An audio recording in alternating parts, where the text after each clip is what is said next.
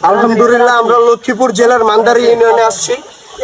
যারা যে এই যে ঘরে বৈশা বৈশা কমেন্ট করতেছেন যে আপনারা পিকনিকে যান আনন্দ ফুর্তি করেন, আমার কথাগুলো তাদের উদ্দেশ্যে। আপনারাও আসেন এখানে, আপনারাও এসে পিকনিক করেন, আপনারাও এসে এনজয় করেন।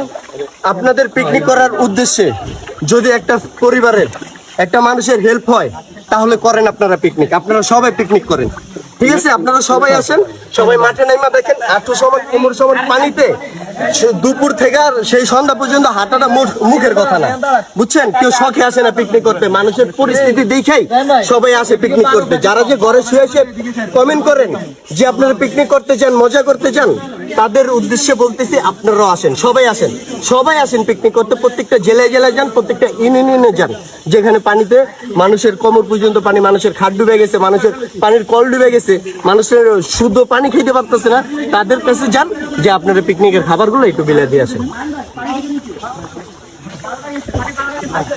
পানি বাড়াটা আসছে বেশি আছে।